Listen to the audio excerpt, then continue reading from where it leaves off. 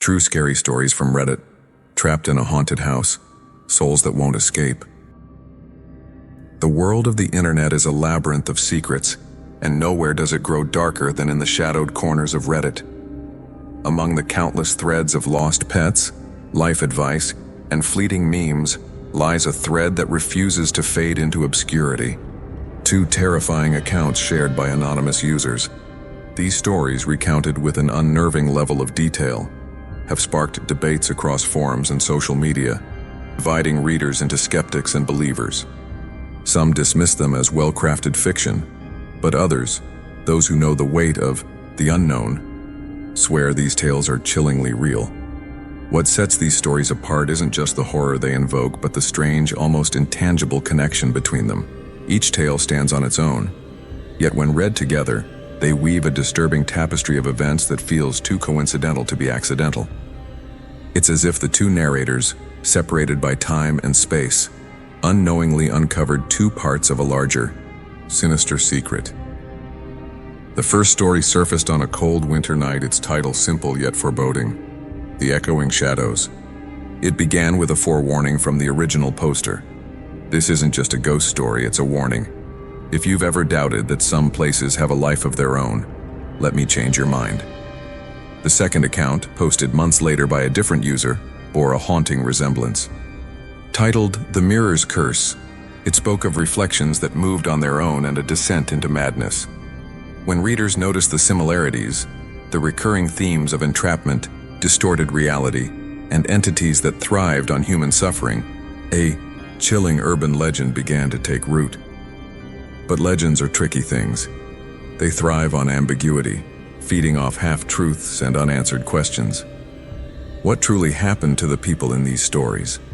Why do their experiences feel interconnected, as though they were touched by the same unseen force?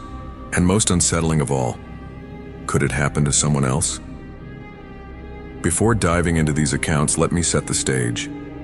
Picture a biting winter night.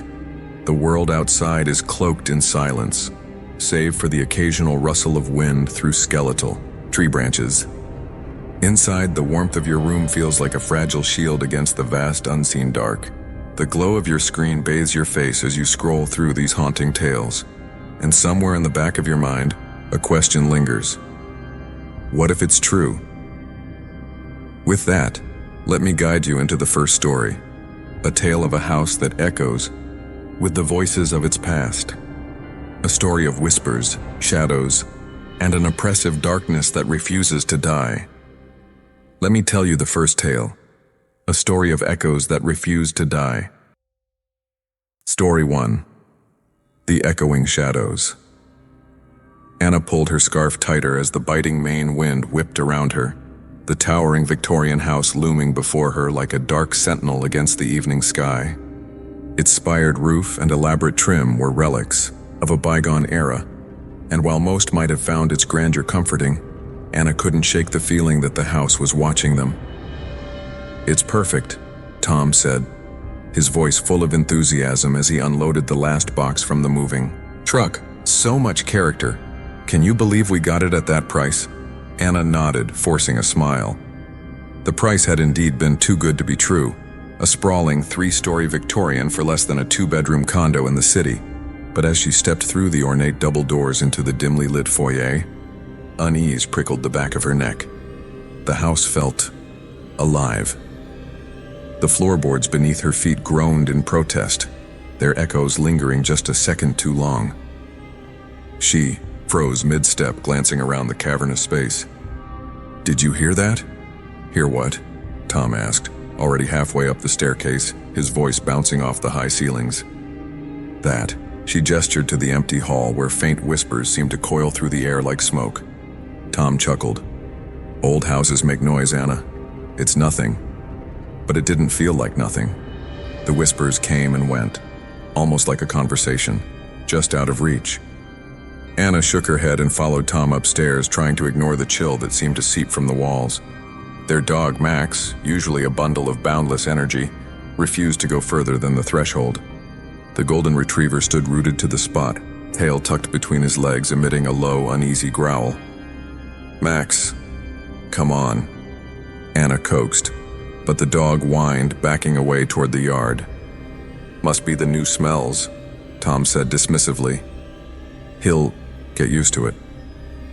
Later that evening, Anna met their neighbor, Mrs. Halloway, while unpacking in the driveway.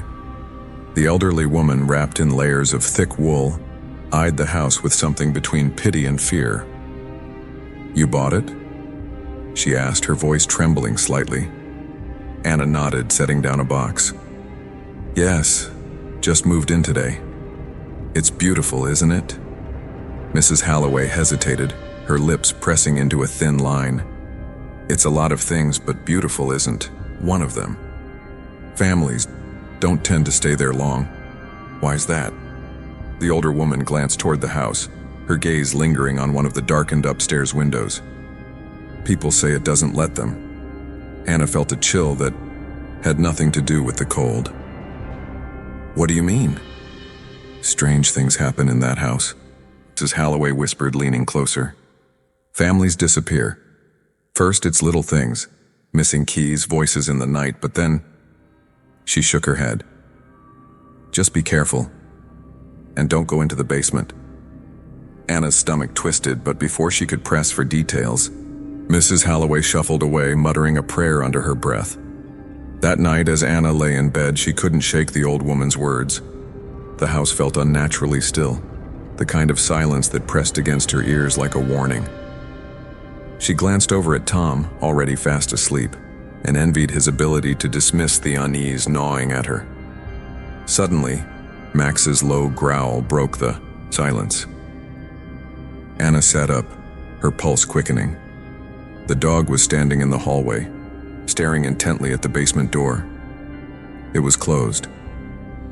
But as Anna's eyes adjusted to the darkness, she could see the faintest sliver of light glowing from the gap beneath the door.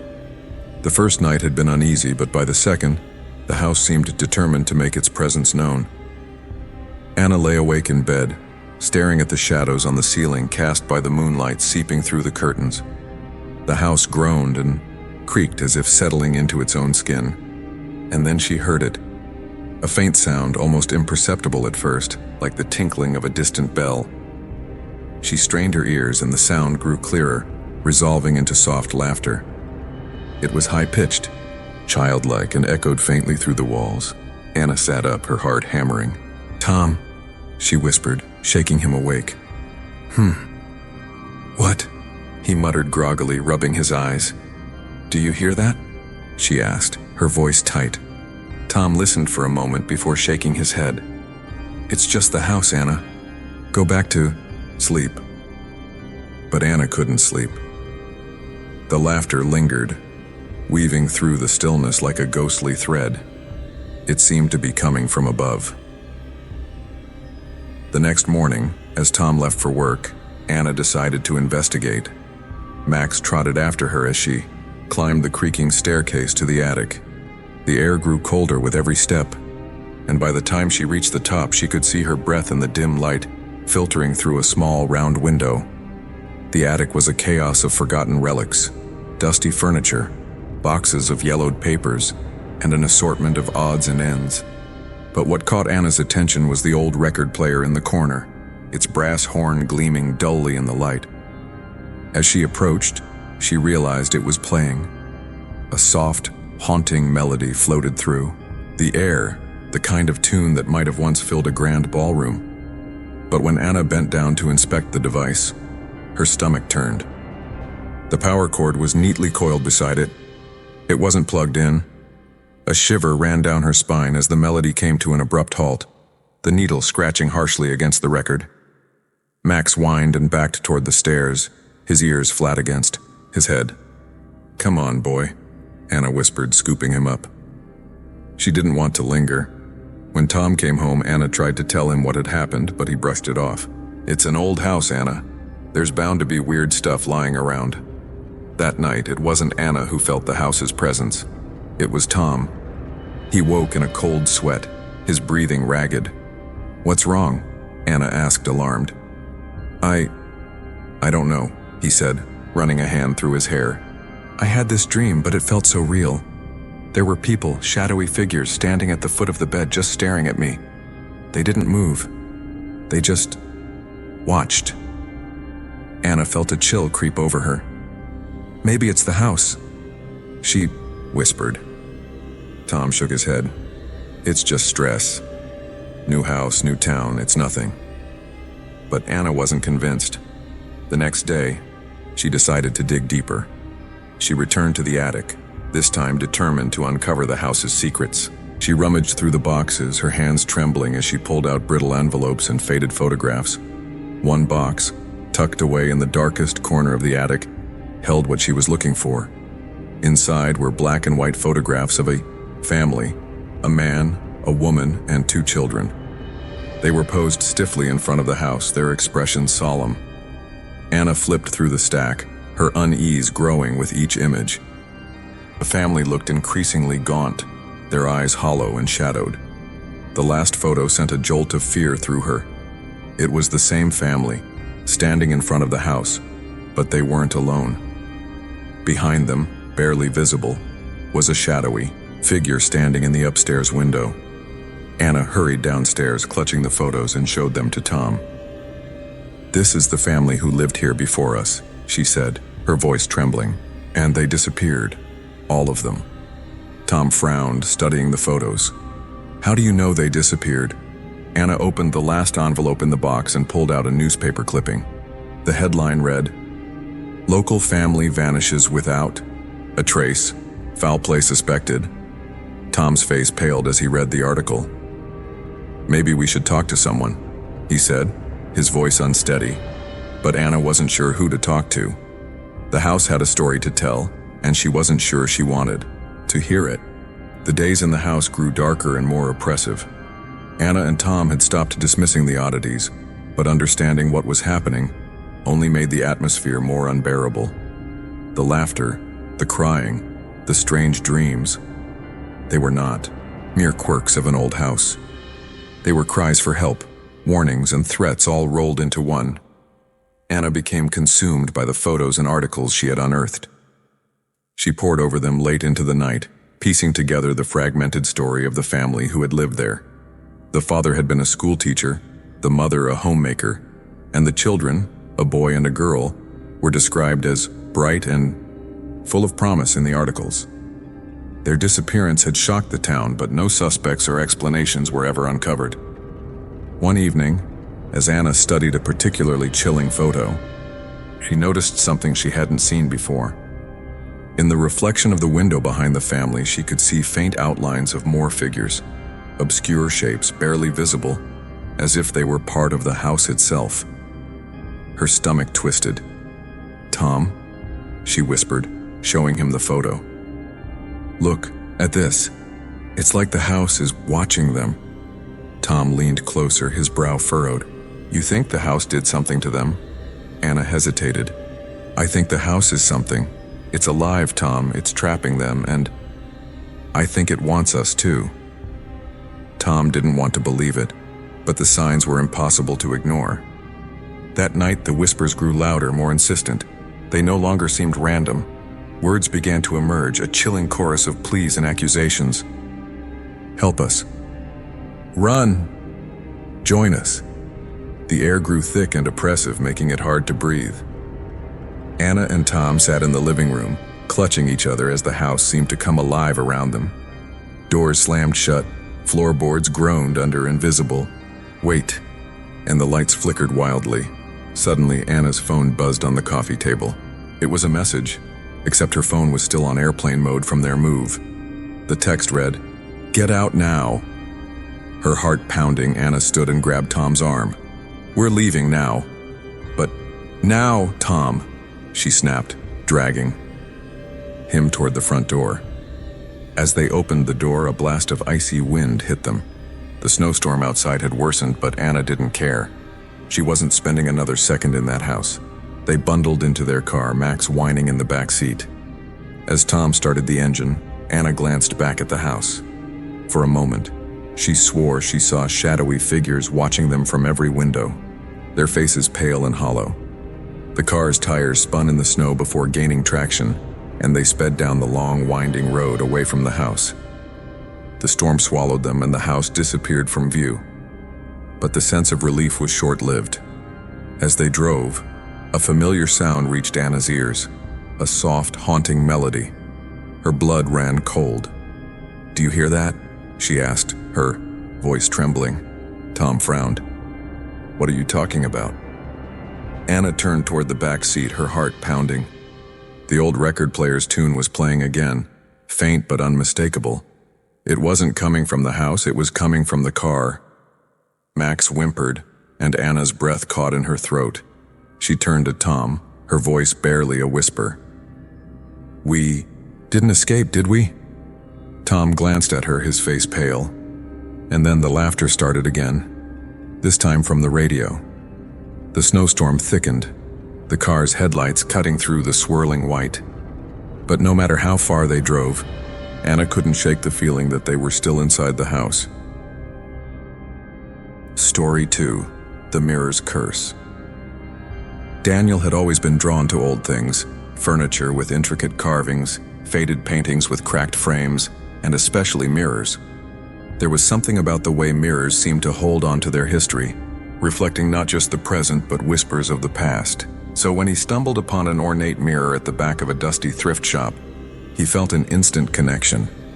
The mirror was tall, nearly 7 feet, with a gilded frame carved into swirling patterns of ivy and roses. The glass itself had a faint, smoky quality, as though it had been steeped in the passage of time. Daniel ran his fingers over the frame, imagining the stories it might hold. "How much for this?" he asked the shopkeeper, an older man with a wary look. The shopkeeper hesitated, glancing at the mirror as if it were a sleeping beast. "You don't want that," he muttered. "Why not?" Daniel pressed. The man leaned closer, lowering his voice. "It's cursed. Strange things happen to people who own it. I've tried getting rid of it before, but it always finds its way back." Daniel couldn't help but chuckle. "A cursed mirror? Sounds like something out of a horror movie." Shopkeeper didn't laugh. "I'm serious. People see things in it, things that aren't real, shadows that don't belong. Telling you, leave it be." But Daniel's curiosity was piqued. He wasn't superstitious, and the idea of a haunted mirror only added to its charm. "I'll take it," he said firmly, sliding a wad of cash onto the counter. The shopkeeper reluctantly wrapped the mirror in a dusty quilt, muttering under his breath.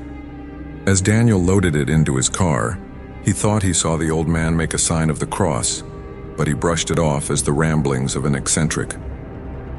Back at his small apartment, Daniel carefully unwrapped the mirror and set it against the wall of his bedroom. The gilded frame caught the light from his desk lamp, casting intricate shadows on the walls. He admired his find, feeling a surge of satisfaction. That night, as he lay in bed scrolling through his phone, a flicker of movement caught his eye. He turned toward the mirror. For a moment, he thought he saw something, a shadow shifting across the glass. But when he sat up and looked closer, the reflection showed only his room, empty and still. "Just my imagination," he muttered, lying back down. But as he drifted off to sleep, the feeling of being watched lingered, pressing against the edges of his consciousness. The next morning, Daniel woke to find the mirror covered in a thin layer of condensation, as though someone had been breathing on it. He frowned, wiping it clean with a cloth. It wasn't particularly humid in the apartment and the windows were closed. He stepped back to admire the mirror again, but his reflection seemed off. The angle of his head, the way his eyes stared back at him, it was subtle but enough to send a chill down his spine. Shaking off the unease, he chalked it up to his overactive imagination. But as he left for class, he couldn't shake the feeling that something in the mirror was watching him go. That night, the odd reflections began to escalate. As Daniel sat at his desk working on an essay, he glanced at the mirror and froze. His reflection wasn't mirroring his movements. In the glass, his reflection sat perfectly still, staring at him with unblinking eyes. Daniel's breath caught in his throat. He turned around, but the mirror showed only his empty chair. When he looked back, his reflection was normal again, mimicking his every move. "Get a grip," he muttered, rubbing his eyes. "You're just tired." But deep down, he knew something was wrong. The mirror wasn't just a piece of furniture, it felt alive, like it was watching him, studying him. And the longer it stayed in his room, the more it seemed to warp the space around it. Daniel decided to ignore it, convincing himself that he was imagining things. But as the nights wore on, the odd reflections became harder to dismiss. Shadows danced in the glass when no one was there. Faces flickered in the background, too fast to fully see. And always, there was the sensation of eyes on him, even when he wasn't looking at the mirror. One night, as Daniel lay in bed, he heard a faint whisper. It wasn't coming from outside or the hallway, it was coming from the mirror. He sat up, heart pounding, and stared at the glass. The whispers grew louder, overlapping into an unintelligible cacophony. Then, just as suddenly as they started, they stopped. In the silence that followed, Daniel swore he heard his own voice, faint and distant, whispering back. The strange events surrounding the mirror became harder for Daniel to ignore. Every day brought a new, unsettling twist. One morning, he stood in front of the mirror, brushing his teeth, staring absently at his reflection. For a moment, he looked down to rinse his mouth, but when he glanced back up, his reflection didn't move. It was still brushing its teeth, but its hands were shaking, and its face was pale. Blood began to drip from its fingers, staining the bristles of the toothbrush. Daniel stumbled backward, knocking over a glass on the sink. The sound jolted him, and he looked back. The reflection was normal again, mimicking his wide-eyed, panicked expression. "Stop this," he muttered to himself, clutching the edge of the sink. But the image of his bloodied reflection stayed with him, haunting the corners of his mind. That night, as Daniel worked on his laptop, the room felt heavy, as if the air itself carried a weight. He tried to focus, but every few minutes, his eyes flicked to the mirror.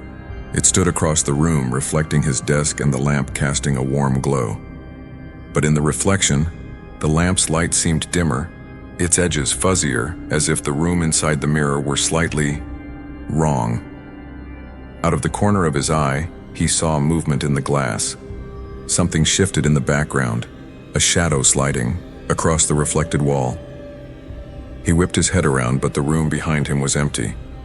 His heart raced as he turned back to the mirror. The shadow was still there, just at the edge of the frame, indistinct, but undeniably present. "Who's there?" Daniel's voice wavered as he stood and approached the mirror. The shadow didn't move. Instead, it seemed to deepen, becoming darker and more defined. As Daniel stared, the shadow took shape. A figure, tall and gaunt, standing behind his reflected self. He spun around, expecting to see someone in his room, but there was no one. When he looked back at the mirror, the figure was gone.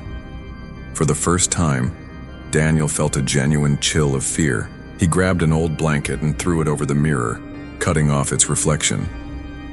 But that night, his dreams were filled with the shadowy figure. It stood silently in the corner of his room, watching him with hollow eyes. He woke up drenched in sweat, the blanket still covering the mirror, but the feeling of being observed never left.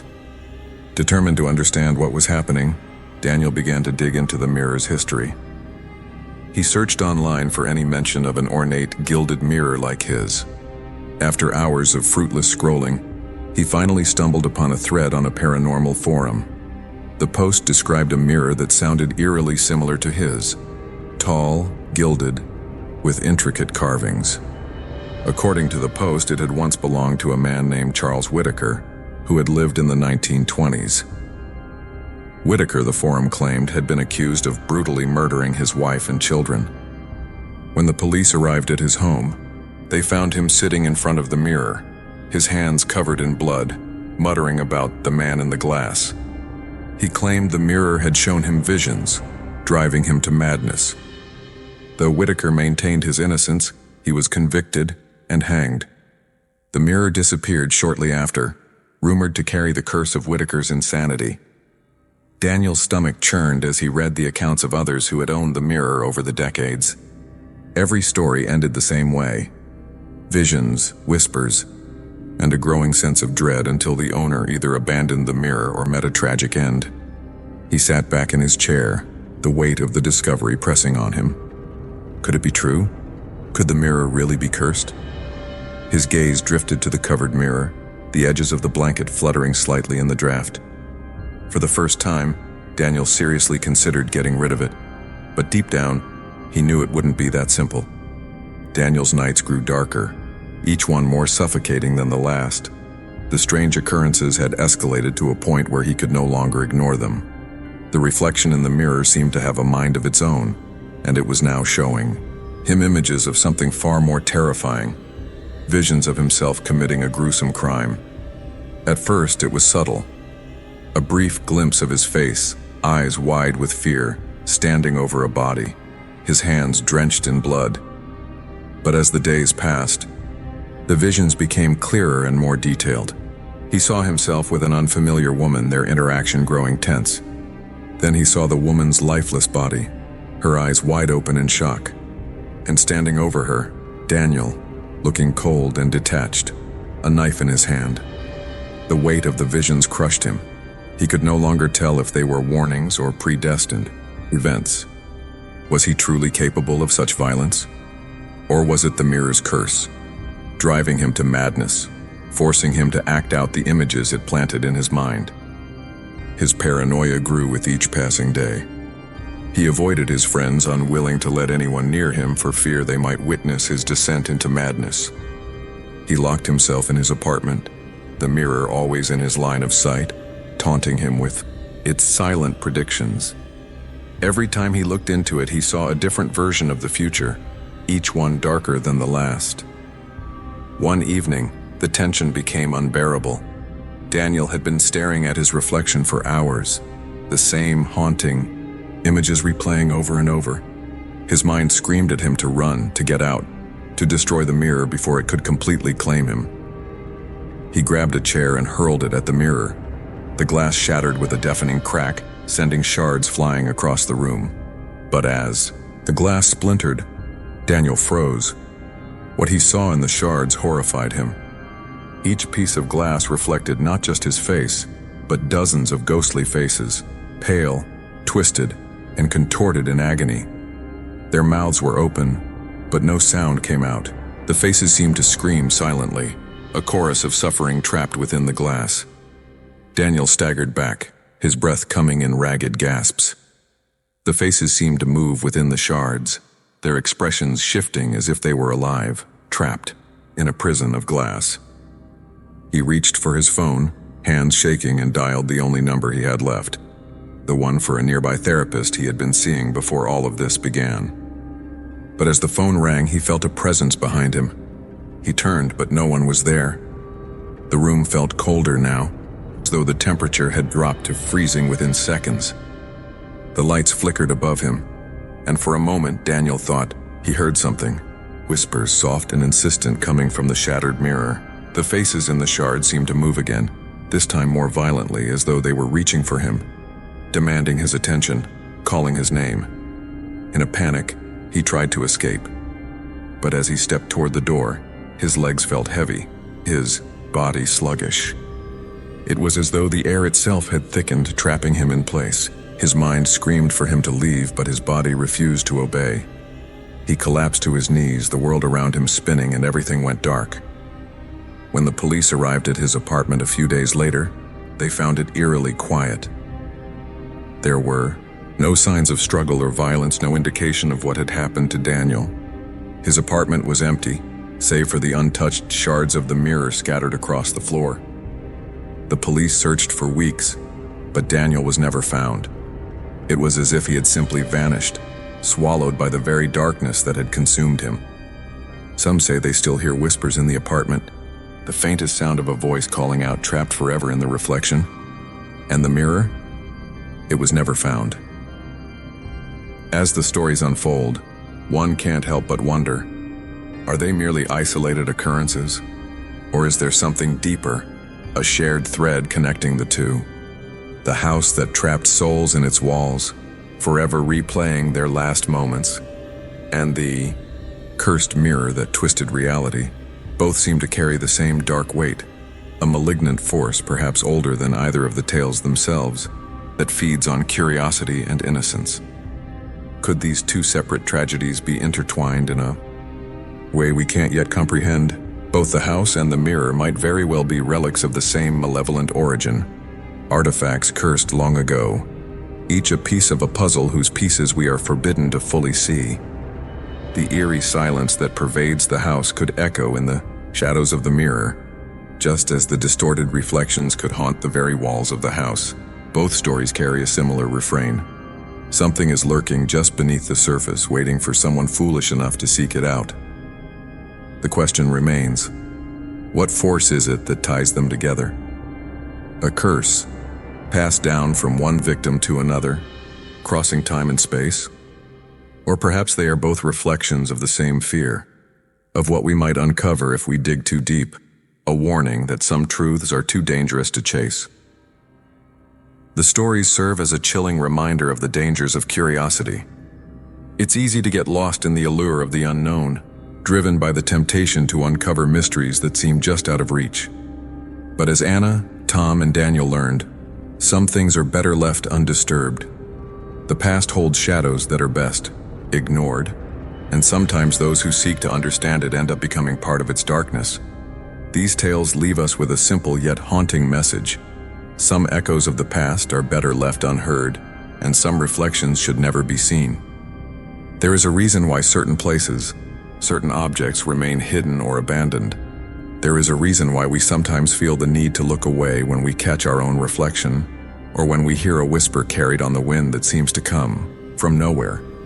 It is the nature of these ancient curses to prey on the innocent, to lure those who think they are safe, who think they can control the things they don't understand. But the truth is, once you let the past slip into your present, there may be no escape from it. It will follow you, it will haunt you, and no matter how fast you run, you will always feel its presence lurking just behind you, just out of sight.